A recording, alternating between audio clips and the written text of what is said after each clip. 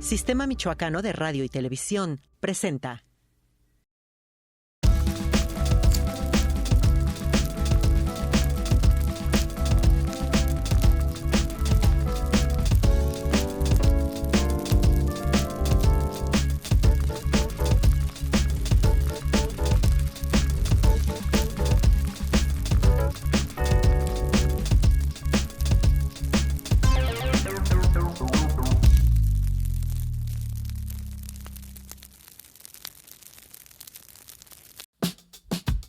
Nos vamos a dar el derecho de reflexionar filosóficamente a través de las canciones. Así se manifiesta nuestro invitado de esta noche, cantautor que desde la mirada poética nos narra aquello que su vivencia le dicta, lo que nos duele históricamente a los que habitamos Latinoamérica, aquello que el amor desentraña sin atisbos de melodrama o de evidente panfleto. Hombre de palabras justas y exactas, de frases implacables, genuino, de una pieza, con el compromiso del cantor que va por las calles y avenidas, que son las venas abiertas de nuestros pueblos. Sin perder la sonrisa y la amabilidad, va reuniendo palabras e historias con su vocación de caminante. Manuel García nació en Arica, es chileno, pero su música es de quienes entretejemos la hermandad, más allá de gentilicios y de geografías.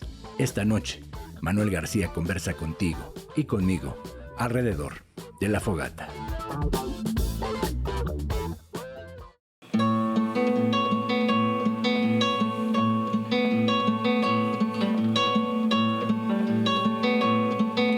Subiendo el cerro, el frío se adueñó de mi actitud y mi gesto.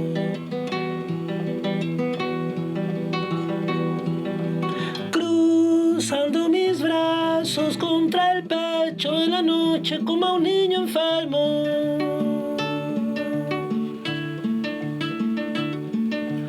Despeinaba el viento tu salud y nos ladraba un perro. Y todos los barcos con su luz alumbraban tu pelo. Quiero que recuerdes eso, que fui un pasajero allá entre tus sueños, que fui un pasajero.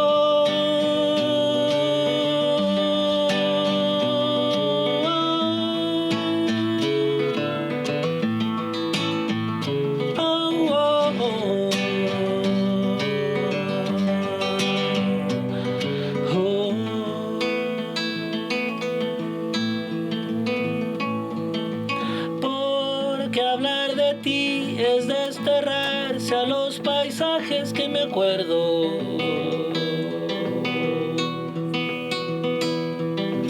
Cómo intentar hallar la llave de tu voz en los dominios de un secreto. Me está dando pena esta canción que solo era un recuerdo. De todas maneras me gustó rondar el cementerio. Te hablo de eso, te hablo de aquello, te hablo por eso.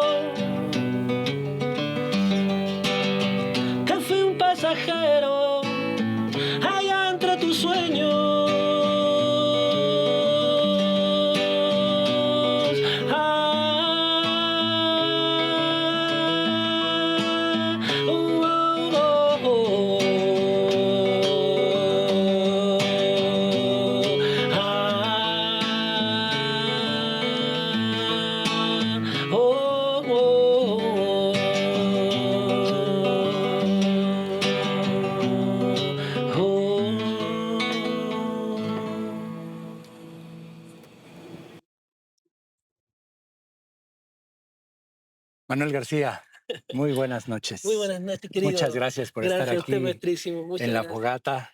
Qué mejor presentación que la que nos haces aquí, con el gusto de escucharte, de escuchar esta canción. Llevo una semana escuchándola cada tarde y noche a Mira, propósito de haberme enterado que me tocaba charlar contigo en esta fogata. De verdad, muchas gracias. muchas gracias. Espero que Morelia te trate muy bien. Creo que siempre somos pasajeros en los sueños de alguien más. O qué maravilloso sería, ¿no? Pensar que uno siempre pudiera ser pasajero en los sueños de otros, de otras personas. También hay pasajeros y pasajeras en los sueños de uno. Así es. Y eso de la palabra pasajero, ¿no? Que a uno siempre le figura el viajante, pero también es lo que pasa irremediablemente al mismo tiempo. Entonces, supongo yo que en la semántica de las canciones a veces palabras que nos parecen sencillas cobran una dimensión y según el momento existencial, amoroso o la experiencia de vida por la que vayamos pasando. Siempre yo creo que esa semántica de la canción y las emociones, las palabras y las emociones, nos recuerda que el paso de nuestra vida por este mundo es breve. Que estamos vivos, que estamos en una condición latinoamericana, ¿no? Que de alguna u otra manera también nos construye de alguna Exacto. forma. Y esta semántica que tú dices que atraviesa por una parte las emociones, que atraviesa la historia personal, pero que también atraviesa la historia de nuestros pueblos, ¿no? Y que por un lado nos hermana, y nos obliga a pensarnos a través del tiempo, como en este caso México y Chile lo hemos sido pueblos hermanos desde hace un tiempo, ¿no? Sí, es bien comentado en Chile el sentido de hermandad y de respeto también y como de entendimiento muy, muy inmediato que hay con el pueblo mexicano. Eh, es un comentario habitual en Chile de todos los viajeros que vienen por acá o de la gente que va por allá, la rapidez con la que nos entendemos. Yo en broma digo porque les quedamos más lejos y no nos conocen bien. Pero la verdad es que no es eso, esta es una broma a pie de página. Sí hay una coincidencia en la manera de ser, eh, tal vez una cosa que tiene que ver con una hermandad cósmica, puede ser misteriosa, puede ser también que eh, yo pienso en México como una civilización más que en un país. Pienso que también México como civilización puede contener un país. Y nosotros vendríamos siendo una tierra hermana menor o un país hermano menor, en el sentido que todavía tenemos muchas cosas que aprender, muchas cosas que afianzar, muchas cosas que revisar de nuestra propia historia, y ahí es entonces donde sentimos a México como un compañero o una tierra compañera también, si se quiere. Yo creo que hemos caminado juntos. Hace poco precisamente leía el poco tiempo quizás que estuvo Gabriela Mistral en nuestro país, pero todos los aportes que de pronto hizo para el proceso de la construcción educativa en México, ¿no? Hay ahí un libro que refiere el paso de Gabriela Mistral, más allá de lo que nos deja y nos abona en esa poesía que tanto queremos, ese paso, digo, más allá de la palabra que quizás no me gusta mucho utilizar, el paso intelectual, ese compromiso, creo que mejor dicho, que tuvo con México y de que de pronto nos da una manera de entendernos también. Sí, aquí se le pone mucha atención a nuestros procesos también estéticos y a las almas que han ido siendo constructoras de una realidad universal, mucho más allá de lo que Chile entiende. Cuando nos acordamos de esas cosas nos emocionamos de pensar que Víctor Jara estuvo en México, que estuvo Gabriela Mistral, que estuvo Neruda, que estuvo Allende. Así es. Son nuestros personajes importantes, fundacionales. Yo en Paracho me emocionaba mucho hace unos días atrás porque pensaba, Violeta Parra cuando se suicidó, una de las razones era la soledad y el cansancio ya de un trabajo que llevaba años, no solo de belleza, de talento y de revelaciones eh, totalmente filosóficas para nuestro pueblo, sino que también de soledad, camino de mucha soledad e incomprensión. Y no sé por qué tengo una, mira, ni siquiera es una corazonada, es que es una certeza, que no la puedo comprobar. Pero Violeta Parra se hubiese quedado en Paracho a vivir una larga temporada. años tal vez de su vida en torno a la guitarrería, guitarreros, guitarras, guitarristas, y en torno a los rituales, a la antigüedad, al hacer, al acervo, a la tradición oral, a las fiestas populares, a todo ese sincretismo también maravilloso que da cuenta de culturas únicas en el mundo y que finalmente nos hacen sentir que hay un espacio para ese imaginario chileno que a veces nuestra historia no ha tenido la capacidad de contener. Ni el Estado chileno, ni los gobiernos chilenos, ni el pueblo de Chile en la medida que se nos escapan estas cosas mágicas que a veces, como bien digo, México sí las sabe ver y las sabe proyectar. Yo me he encontrado ya llegando a México hace, no sé, llevo más de una semana acá, eh, con un montón de conocimiento acerca de Chile en las instancias que he visitado y con una preparación y una preocupación de festejar a Chile, de reconocer a Chile y al mismo tiempo de conmemorar sus dolores y sus penas este año en que cumplimos 50 años de historia desde el golpe de Estado a la fecha. Entonces eso conmueve mucho, tranquiliza por un lado y también nos desafía a, como pueblo, de alguna forma a refrendar ese cariño. Entonces lo poquito que tengamos para entregar, lo entregamos con mucho amor, mucho cariño y lo hacemos también con tal vez con una seriedad solemne cuando venimos, muchos y muchas de nosotros los artistas, pero es lo que nos nace también de corazón, es decir, entregar algo que sea parte de un ritual, de una ceremonia, que no sea simplemente vine a cantar a ver cómo me va. No, no, no, muy lejos de eso. Ojalá poder mantener viva esa llama a propósito de la fogata, Claro. mantener vivos nuestros humildes leños que alimenten ese fuego entre Chile y México. Quizá porque de alguna manera Salvador Allende también representaba en nosotros un sueño y ese sueño fue truncado para Chile y truncado para nosotros en México.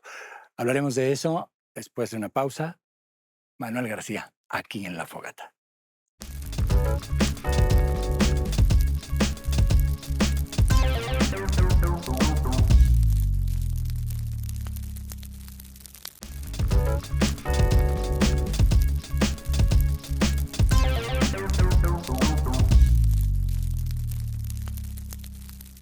Regresamos a La Fogata. Aquí está el cantautor chileno Manuel García con nosotros. Manuel, hay que hacerse amigo del viento. ¿Cómo tú sabes eso, Antonio? Sí, hay que hacerse amigo del viento.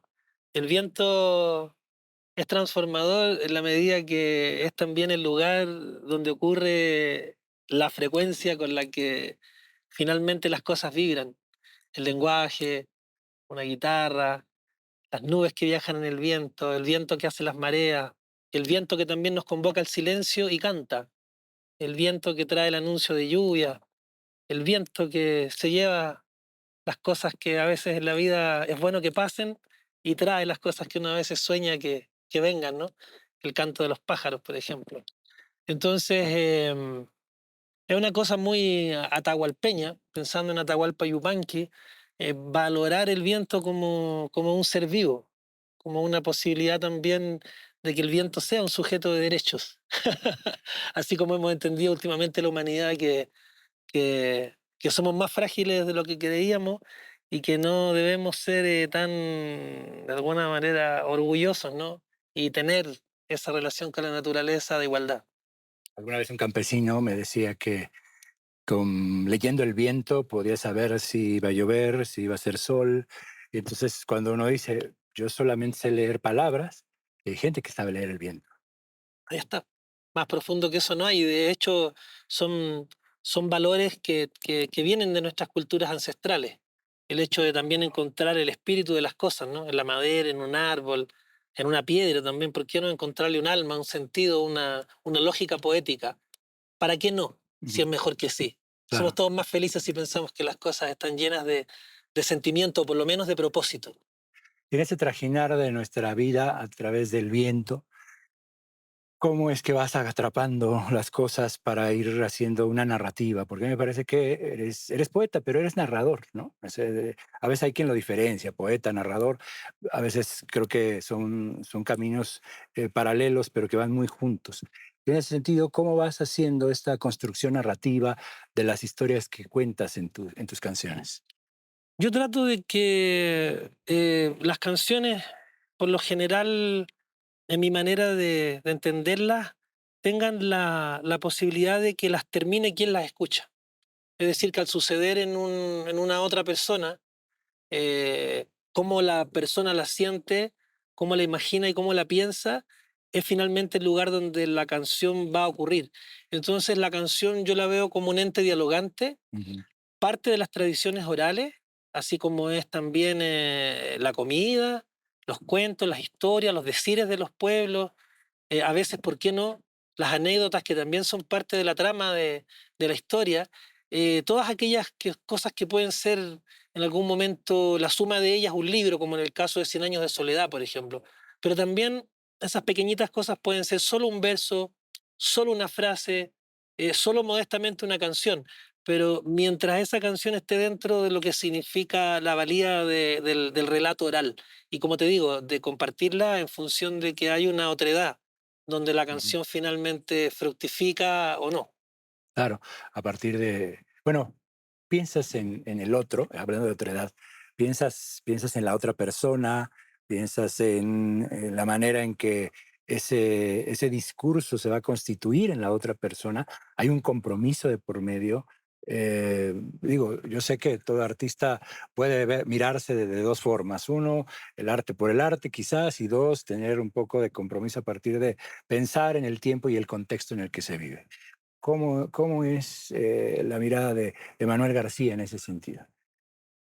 Sí, es que pienso que por un lado el contexto, sobre todo el contexto social histórico, contando que social histórico significa igual político, Ujú, eh, tiene mucho que ver con el devenir de nuestras vidas. O sea, somos sujetos que estamos siempre dentro de un relato que es lo que somos o no somos como comunidad. Lo que nos construye esa posibilidad de conversar, ujú, esa posibilidad de intercambiar ideas.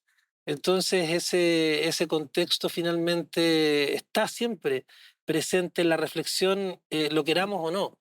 Venimos de un núcleo, estamos siempre dentro de un núcleo y las cosas diversas que hacemos, si bien por un lado parecieran decisiones propias y cosas que son aquellos pensamientos secretos que cada uno tenemos, al mismo tiempo tenemos la necesidad constante de convivir, de ser visto por otros y otras, por ser descubierto por otros y otras, por ser contenidos, ujú.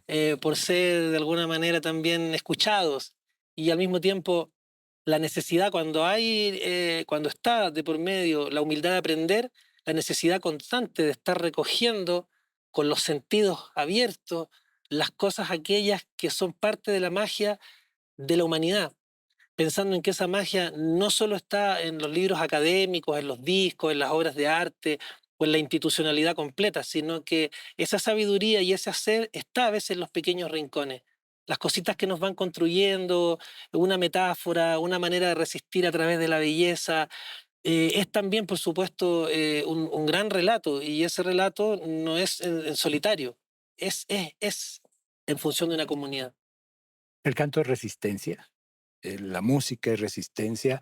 En la historia de Latinoamérica ha tenido que jugar como resistencia.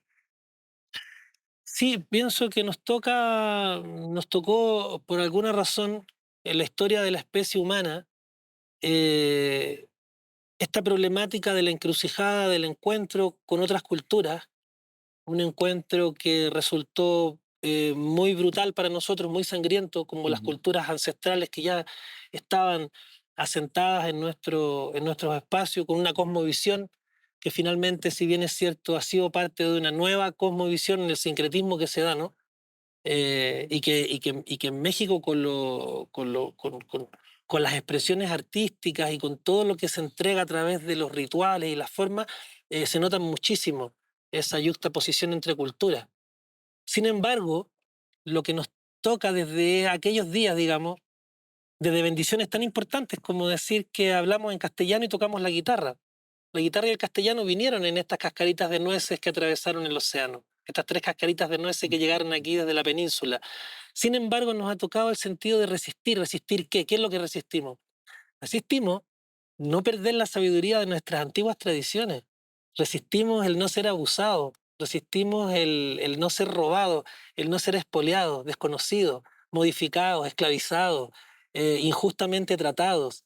Resistimos muchas cosas, resistimos el no haber tenido las oportunidades que nuestros abuelos y abuelas soñaron para nosotros en los campos y que luego en las ciudades se fueron deformando en nuevas carencias en vez de oportunidades. Resistimos volver a caer en ese tipo de trampas. Entonces, históricamente ya estamos en el siglo XXI, vamos cabalgando ya hacia una tercera década y pareciera que aún tenemos aquel presente oscuro, un poco sangriento, como parte de lo que significa la negación de la sabiduría, de la filosofía de nuestros pueblos. Pero la tierra, como vemos, lo está reclamando a gritos. El agua, los bosques, a partir del cambio climático, ¿no? A partir también de la conducta de los seres humanos en toda la naturaleza, en torno al propio equilibrio psicológico y espiritual nuestro como seres humanos entre comunidades. Estamos un poco violentados, ¿no? O muy violentados según el lugar y la perspectiva de donde se mire, y para que aquello que es bueno, aquello que es bello, el canto, los colores, la alegría, la magia de la comida, la maravilla que la naturaleza nos entrega, que todo eso no se acabe, bueno, resistimos. Ahora que citabas hace un momento a Cien años de soledad, Gabriel García Márquez decía que en la historia de Latinoamérica quizás no necesitábamos demasiados libros, necesitábamos más fogatas. Y en ese sentido es porque cada uno de nosotros puede ser un libro que puede ser compartido en una conversación. De hecho, García Márquez decía, nuestra historia, quizás a diferencia de Europa, es que nuestra construcción o nuestro apego a las historias ha sido a través de la tradición oral. No sé si el canto y la guitarra sean ese puente, ese vehículo. Yo pienso que es innegable que así es. Por mucho que nos vayamos permeando a otras estilísticas musicales, al rock and roll, a la electrónica, a las formas incluso de las músicas cultas y doctas, todo es bienvenido, todo es parte también, por supuesto, de la construcción de un relato. Pero esencialmente la guitarra y el canto son parte de los fuegos que son esenciales, centrales en el ritual de juntarse y de que alguien invente, cuente historias, imagine historias y traiga también, por supuesto, pedacitos reales de lo que es el pasado de un pueblo. El estar así como estamos ahora en torno al fuego es, por demás, uno de los gestos atávicos más profundos del ser humano. Ujú. Pensemos que es como tener un pétalo de estrella, ¿no? Un pedacito de aquello que nos hace, de esa explosión cósmica que somos todos, el poder dominar el fuego y contar con él también, con la sabiduría del fuego, cuando no, el fuego destruye lo que encuentra a su paso. Pero cuando tratamos de invitarlo, porque tampoco podemos pensar que lo acorralamos, que lo esclavizamos, que lo subyugamos, no, el fuego tenemos que respetarlo. El fuego cuando está de parte nuestra es también construcción y es construcción histórica, sin duda. Ya sabemos el castigo que tuvo Prometeo por haberse robado el Y fuego. ahí está, nunca mejor dicho. Podemos escuchar una canción. Claro, claro.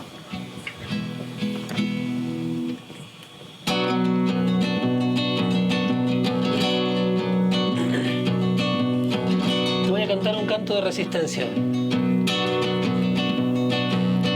Difícil pensar sin hablar, difícil hacerse un lugar en los labios. Al toro si no es por los cuernos, difícil llevarlo arrastrando al infierno. Yo vi las estrellas de día brillar más que nunca, anuncia lo de lienzo. Me acuesto pensando en mis huesos y echo de menos tu peso y tu cuerpo. La sangre que va al corazón es témpera roja que endurece el tiempo. Busco tus huellas digitales para pintar árboles como los ciegos, para arrancarle los cristales a tus pensamientos que son mis gigantes, gigantes, gigantes, gigantes. Difícil tratar de decir si no es con las manos gritando en los muros. Nos muerde la estructura azul en la esquina de alguno de esos dibujos. El día corriendo veloz con las piernas de bosco y brazos de cartón. Mi niña se compra un vestido y todo el país me parece distinto. Mi niña se pone el vestido y se lo quito al tiro por darle un sentido. Gigante, gigante, gigante.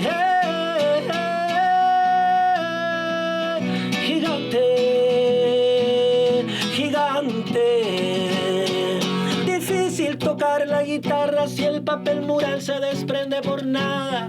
Difícil hacer el amor sin sentir que nos agarramos de una tabla.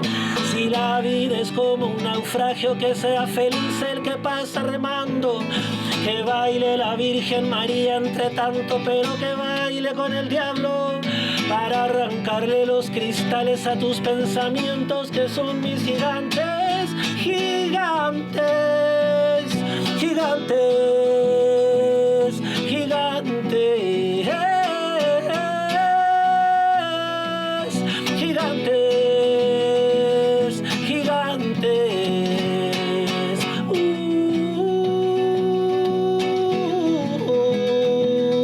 Gigantes.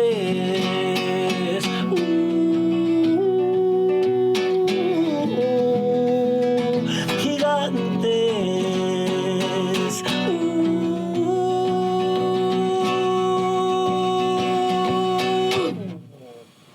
Bravo. Gracias.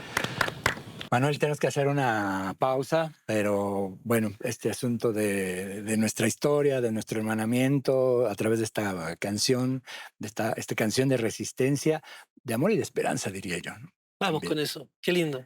Regresamos después de una pausa.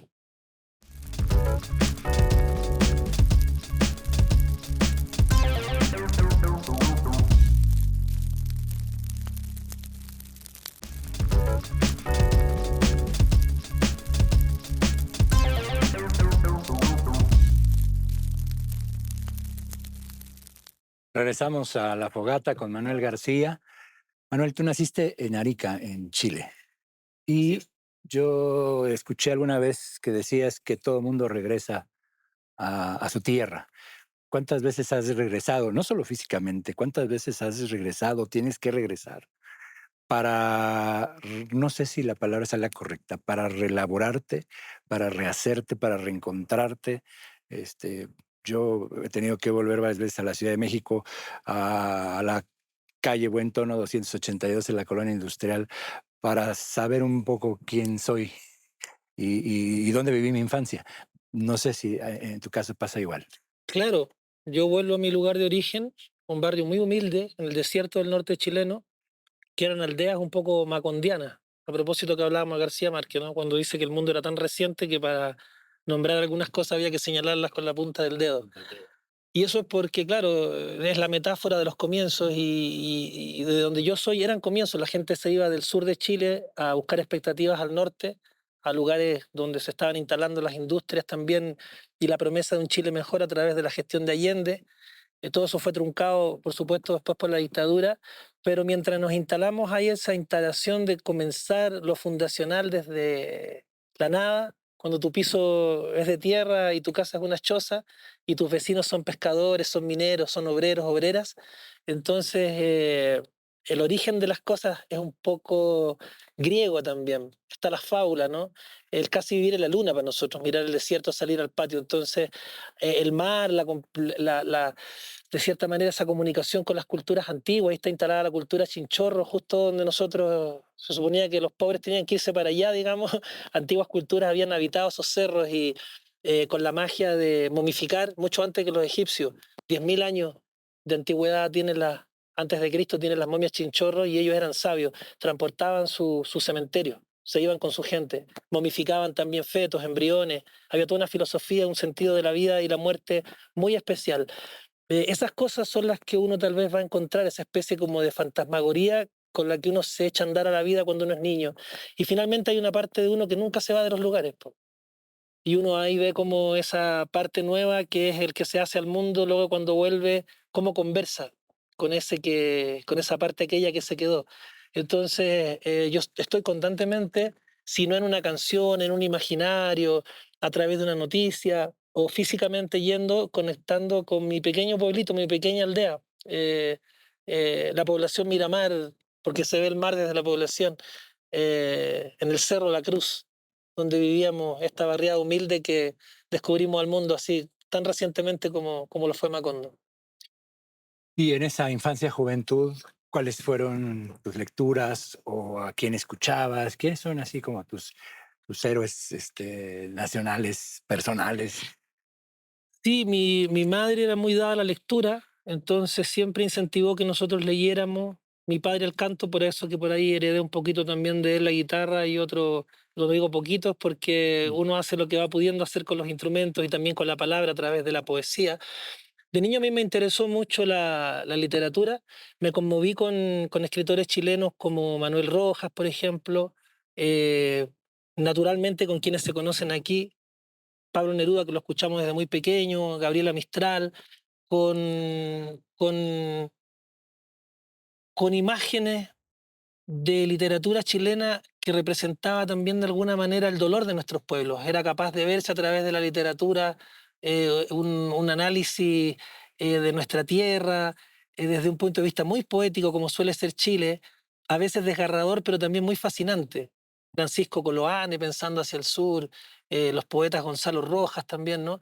Y el constructo de la canción potente en la adolescencia, a propósito de las resistencias también y de las dictaduras, fue por supuesto el imaginario que Violeta Parra cantó, toda una geografía musical de norte a sur. No queda ninguna región, casi ningún pueblo sin que ella haya cantado acerca de las realidades. Son las canciones más bellas que existen, chilenas. De la geografía chilena se puede hacer una cartografía musical perfectamente hermosa con la obra de Violeta Parra, la más reveladora hasta el día de hoy. Y luego sigue, por supuesto, de Víctor Jara en adelante, Inti Illimani, que se conoció aquí, Quilapayún, ¿no? Y ya, pues las bandas del exilio, de la resistencia, otras bandas más emblemáticas también como Los Jaivas, como Congreso, constructoras del sentimiento, del sentido patrio a partir de la belleza. Y literatura, por supuesto, a raudales, la literatura universal también. Ujú, Todo lo que ujú. significa mirar hacia Argentina, ¿no? Cuando hablamos de Cortázar, de Sábato, Claro. o pensando en Europa, aquel García Lorca, lleno de belleza, lleno también de ideas nuevas, ¿no? Con una vida trágica finalmente en su muerte, pero muy llena de colores, de naranjas, de ángeles, de querubines y lámparas de aceite y lunas iluminadas y gitanos de cobre. Todo eso que era también García Lorca en una profundidad surrealista extraordinaria. Los Parra con todo su ingenio, no solo la Violeta, sino que Nicanor, Don Ujú, Roberto, ujú. etcétera. Y todas las músicas y todas aquellas literaturas también, como hablábamos, populares en una esquina, eh, lo que se podía encontrar por ahí en un pequeño mercadito, en torno a una fogata, en un hogar donde la gente para comer ponía una palangana con aceite. Así, igual como está ahí, muchas veces nosotros a causa de la pobreza comimos. A esos palos que están ahí le agregábamos una palangana grande con aceite y los pescados, que era el pez nuestro de cada día. Ahí también había una literatura, Claro. en los cuentos, en las historias que nacían en torno a una carencia que finalmente se traducía en una fiesta, en una felicidad. ¿Y cómo se va dando esta mirada tuya hacia alrededor? Como digo, es difícil no darse cuenta a veces de lo que a uno le pasa alrededor, ¿no? En un país como México, como Chile, y como pueblos latinoamericanos que somos, que hemos tenido que a veces sobrevivir a ciertas adversidades, ¿no?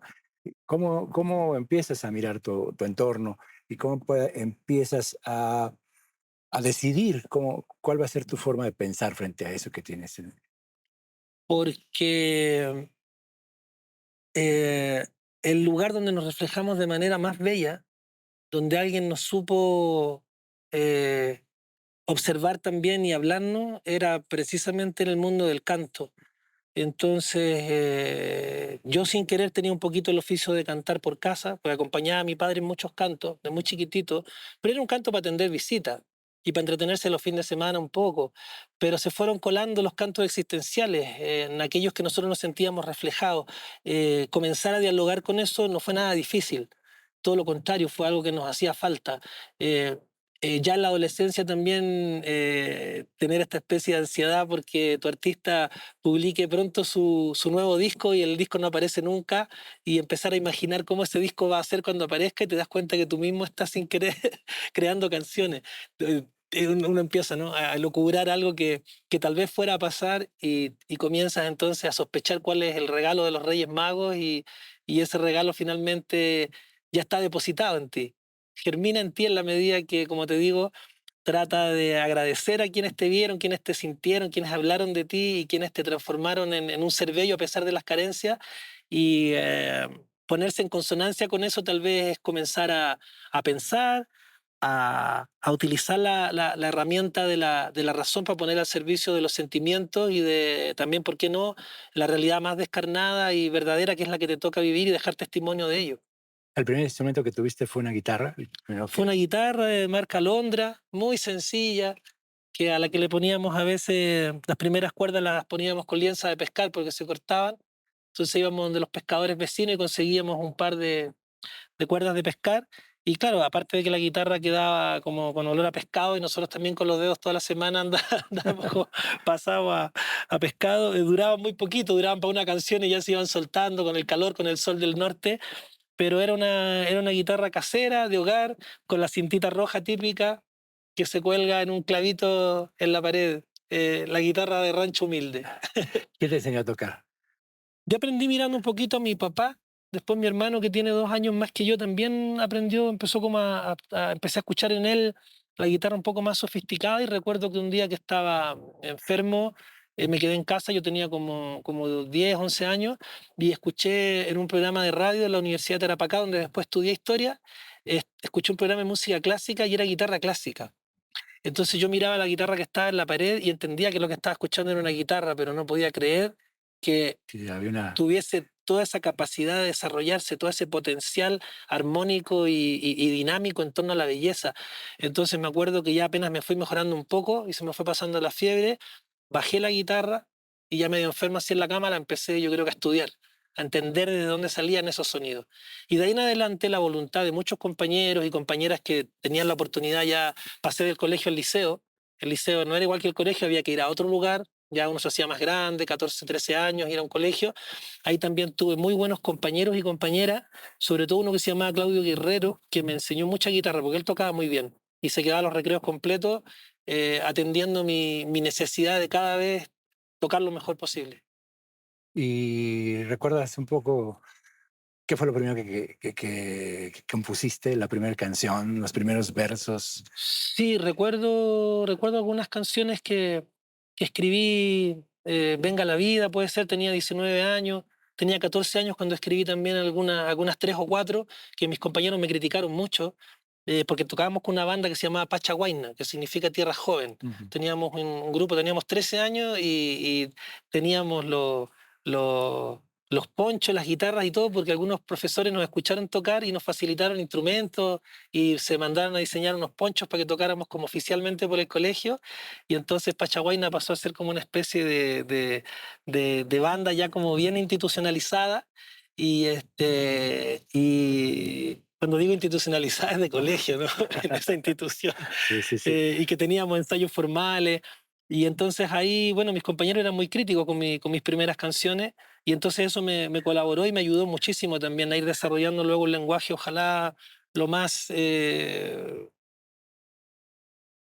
artísticamente logrado, cosa que no se logra nunca, pero que uno va a intentar hasta el día que se muera. Y después formaste parte de un grupo que se llamó Mecánica Popular, que Así es. también tuvo pues mucho éxito, ¿no? ¿Y cómo fue esa etapa? Sí, esa fue una etapa en que yo me fui a la capital después de estudiar historia y geografía en el norte en la universidad. Me apareció la posibilidad de tener una media beca para estudiar en la Universidad Católica, guitarra. Me fui a estudiar guitarra formalmente, pero luego me di cuenta que no me podía quedar estudiando la guitarra clásica eternamente porque no era muy bienvenida la gente que cantaba y tocaba la guitarra. Yo, por supuesto, no iba a las clases de guitarra docta a cantar, pero se enteraban por ahí los maestros que uno andaba por acá, por allá, que los fines de semana, etcétera. Entonces, durante ese periodo de tiempo viví muchas aventuras así de no tener dinero ni para comer, de tener un arriendo que no se puede pagar, de ni siquiera tener una guitarra a veces, pero sí encontrar la contención y el amor en compañeros y compañeras que fueron la fuerza para poder continuar y crear y hacer cosas. Y dentro de ese contexto aparece la posibilidad de generar esta banda Mecánica Popular que trataba de sonar un poco más fuerte con canciones trovadorescas en los bares y lugares donde se tocaba y donde no se respetaba muchas veces la música. O sea, uno iba a tocar y la gente estaba comiendo en un bar donde te da la oportunidad de tocar, ¿no? Ujú. Y hablando y no siempre era te estamos esperando para escucharte. Naturalmente nadie nos conocía, éramos gente de 20 años, veintitantos años. Entonces, finalmente, enchufarse era una opción interesante. Me acuerdo que que cuando vi tocar en vivo y en directo el disco Re a Café Tacuba, Ujú. me entusiasmé con el hecho de que se podían entrecruzar elementos contemporáneos con raíces. Y luego también porque Pedro Aznar, de Argentina, ¿no? Parte de Serú Girán y también compañero de Charly en algunos discos después, de Charly García. Sí. Luego, él venía también con una propuesta muy interesante porque hacía folclore, cantaba canciones de raíz muy bien logradas, de Atahualpa Yupanqui hasta las versiones que la Mercedes Sosa hacía, versiones propias de Pedro Aznar, de música de Violeta Parra y de Víctor Jara y de otros artistas de tradición folclórica, pero también rock and roll al mismo tiempo. Ujú. Alguna versión de un tema de los Beatles, canciones de su época de rock and roll con Charlie. Entonces, hacía convivir en el escenario una música posible. Y eso influenció muchísimo a que, por un lado, abrazáramos con la guitarra los cantos tradicionales, pero que también fuéramos intentando innovar en función del sonido, del ritmo y de las músicas otras, a veces que también nos interesaban mucho.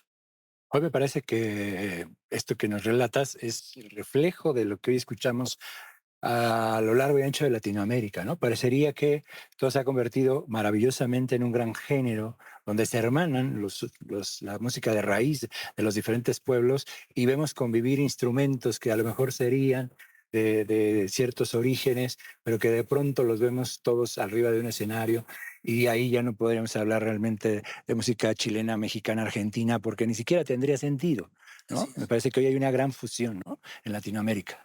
Lo es porque también siempre fue así. Los antiguos mercados y las culturas no eran estáticas, eran, la mayor parte eran transhumantes en sus orígenes y hemos intercambiado siempre y hemos sido pueblos inquietos, pueblos que hemos tenido que aprender a convivir con otras culturas y otras realidades que llegaron de fuera.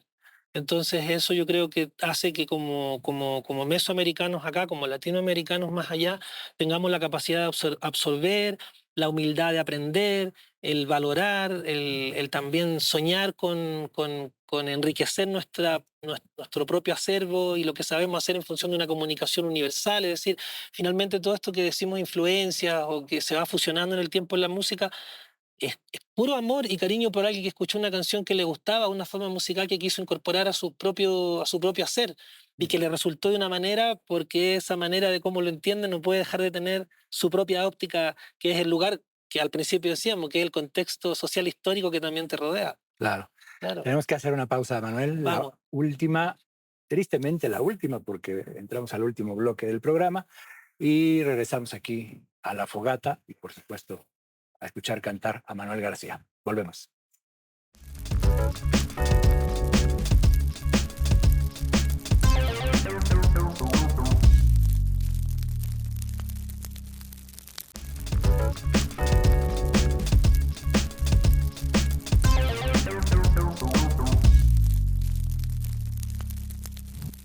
Regresamos a la última parte de esta conversación alrededor de la fogata con Manuel García. Manuel, otra frase tuya. A quien conoce la sal del desierto o del mar nunca olvida. ¿Por qué la Sí. sal? ¿Por qué? Yo creo que la sal es un instrumento eh, metafórico también, por cuanto ya la define Cristo en la Biblia como la sazón, ¿no? Yo soy la sal del mundo. Aquello que finalmente, siendo tan humilde y sencillo, supongo yo, termina de completar aquel aroma, en este caso, de la filosofía del bien hacer. Y en el caso nuestro, esa sal que vuela del mar representa muchas cosas porque está presente en el viento. En las noches el aire salino es muy hermoso, en, la, en las lámparas, esta especie de vaguada costera incluso que a veces se produce, que es, revienta la ola y aparece una especie de neblina, Mm, mm, que es una sal viajando por el tiempo. Y en el caso nuestro, la sal, la persistencia de la sal en el desierto, en las rocas del desierto, son parte de la historia del hombre. Recordemos también aquella vía salaria, ¿no? Que era ujú. tan importante en Europa porque la sal conservaba los alimentos. Luego, la representación de la sal que cristaliza entre las piedras te da la sensación de que los elementos esenciales de la vida, cuando uno los ve así, en una roca ahí, en el desierto, en cualquier parte, de manera casi humilde y anónima, genera pues ese sentimiento de que hay una especie de rompecabezas metafórico en la historia de la humanidad. en los elementos, en las cosas, que, estas, que, esta, que el agua, el fuego, la tierra, Ujú. el viento, ¿no? Estos 4 elementos son parte de algo que es coherente y que es amoroso. Y nosotros siempre tuvimos la persistencia y la permanencia de la sal como una enseñanza en ese sentido. Recordé el nombre del documental sobre la vida de Sebastián Salgado, que se llama, el fotógrafo brasileño, que se llama La sal de la tierra. Y me imagino que esa sal de tu tierra son las influencias con las que Así creciste y es. con las que te has construido. ¿Quiénes son esas influencias y que se traducen además en tu canto cotidiano y en tu manera de componer, de ejecutar? Bueno, nosotros, aparte de que en la época de la dictadura, por supuesto, se trasegaban muchos cantos que estaban prohibidos. Entonces, en esa dimensión aparecieron artistas de otros lugares como Chico Huarque, por ejemplo, ¿verdad? Atahualpa Yupanqui de cerquita, como estamos hablando de músicos filósofos, Amparo Ochoa, por ejemplo, artistas de universales como pudiera ser Joan Manuel Serrat, y por supuesto la trova cubana. La trova cubana fue para nosotros como generación y también para generaciones anteriores y luego posteriores un hallazgo fundamental a la hora de poder entender que el canto también tenía la posibilidad de reflexionar filosóficamente. Que los trovadores, después ya yo leyendo un libro de Ana Clara Díaz, donde analiza el proceso de la trova cubana, etcétera, y eso nos cuenta que los muchachos de 20 años sí tuvieron este sentido de la arte poética, de decir, vamos a usar la guitarra como un instrumento universal latinoamericano que está en todas las casas, hispanoamericano. Vamos a tomar en cuenta que la poesía es esencial en la construcción del lenguaje y de la belleza, y nos vamos a dar el derecho histórico de reflexionar a través de las canciones.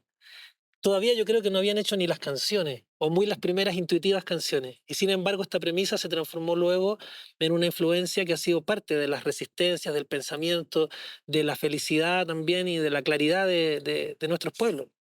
Para cerrar el programa de hoy, Bueno, de podemos... uno de ellos, Playa Girón, de Silvio Rodríguez.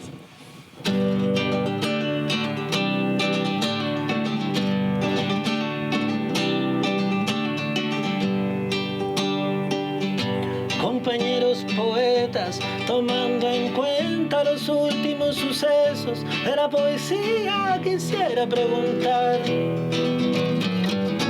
me urge, ¿qué tipo de adjetivos se deben usar para hacer el poema de un baico sin que se haga sentimental?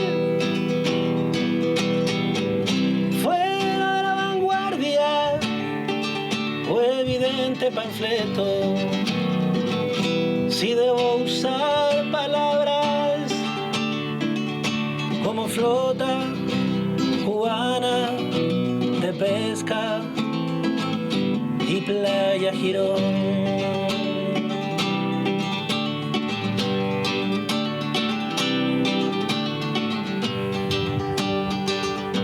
Compañeros de música, tomando en cuenta esas politonales y audaces canciones, quisiera preguntar, me urge, ¿qué tipo de armonías se deben usar para hacer la canción de este barco con hombres de poca niñez? Solamente hombres sobre cubierta, hombres negros y rojos y azules, los hombres que pueblan el Playa Girón.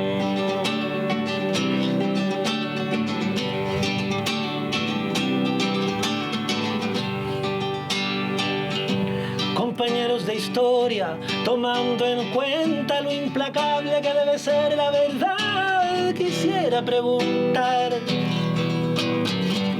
me urge tanto, ¿qué debiera decir? ¿Qué fronteras debo respetar?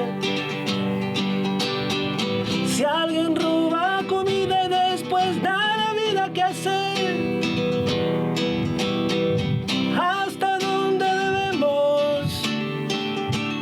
explicar las verdades hasta donde sabemos. Que escriban pues la historia, su historia, los hombres del Playa Girón. Que escriban pues la historia, su historia, los hombres del Playa Girón.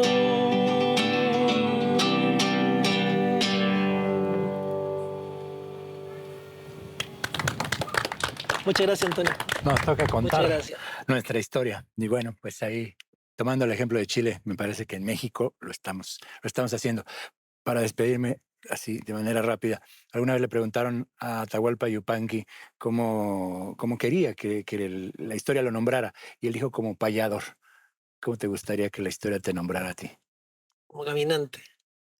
Gracias al caminante Manuel García en esta noche de fogata. Gracias a este equipo maravilloso que hace posible este programa. Buenas noches.